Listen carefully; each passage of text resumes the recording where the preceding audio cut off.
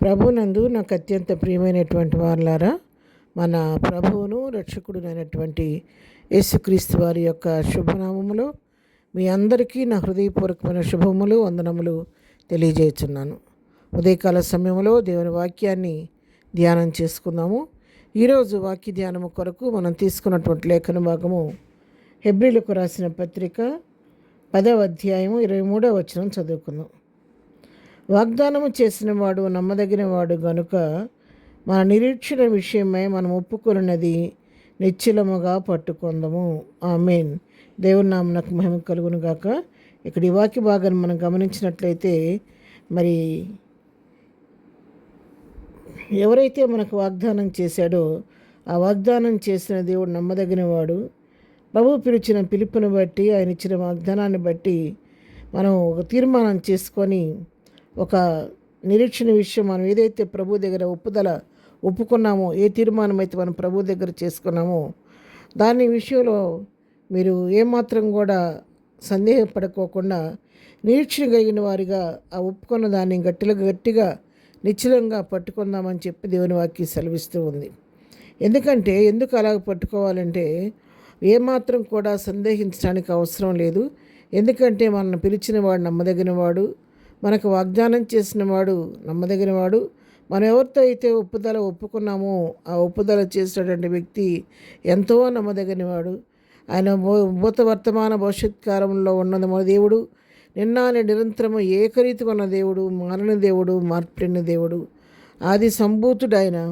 యుగయుగములకు దేవుడు ఆయనే కాబట్టి ఆయనలో మార్పు అనేది లేదు. కాబట్టి ఆయన బట్టి ఏమాత్రం కూడా మనం సందేహపడకుండా విశ్వాసంతో స్థిరులమై నిరీక్షణ విషయంలో ఏదైతే ప్రభు దగ్గర ఒప్పుకున్న దాని విషయంలో కదలని వారిగా మరి నిశ్చలంగా ఉండాలని చెప్పి దేవుని వాక్యం ఇక్కడ సెలవిస్తూ ఉంది. ఎందుకంటే ప్రియులారా, ఎవరైతే ప్రభు చేత ఏర్పరచబడతారో, పిలువబడిన వారు అనేకులు కానీ ఏర్పరచబడిన వారు కొందరైన దేవుని వాక్యం సెలవిస్తుండగా, ప్రభు ఏర్పాటు ఉన్న వారిని అన్నట్టు కూడా విడిచిపెట్టే దేవుడు కాదు.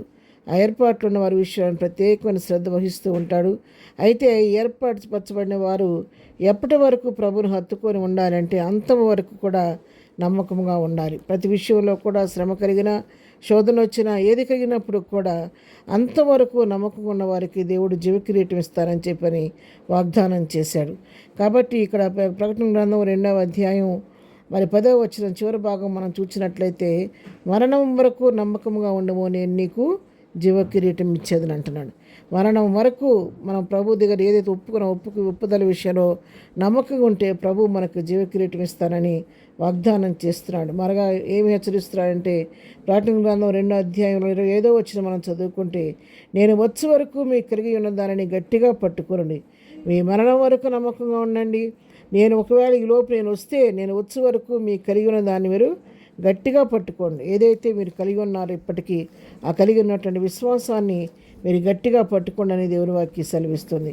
ప్రకటన గ్రంథం 3వ అధ్యాయం 11వ వచనంలో కూడా మనం చూస్తే, నేను త్వరగా వచ్చున్నాను, ఎవడనూ నీ కిరీటం అపహరింపుకున్నట్లు నీ కలిగిన దాన్ని గట్టిగా పట్టుకొనుము.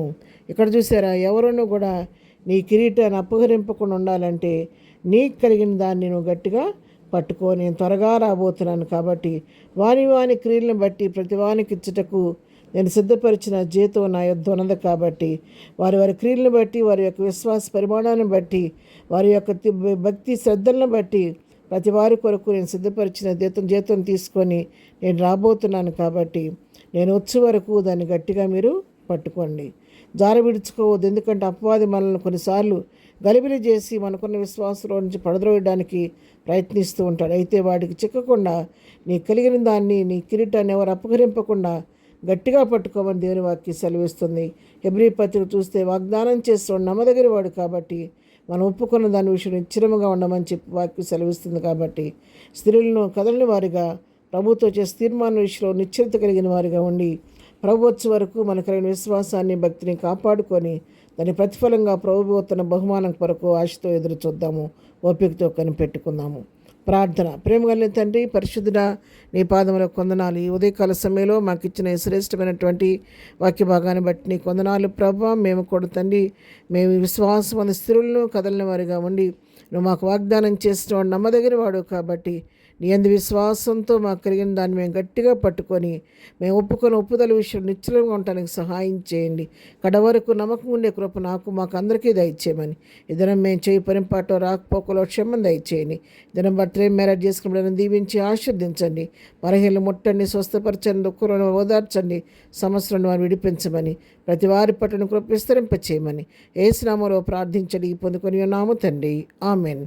ప్రభు కృప సదాకాలం మనందరికీ తోడై నడిపించునుగాక. ఆమెన్.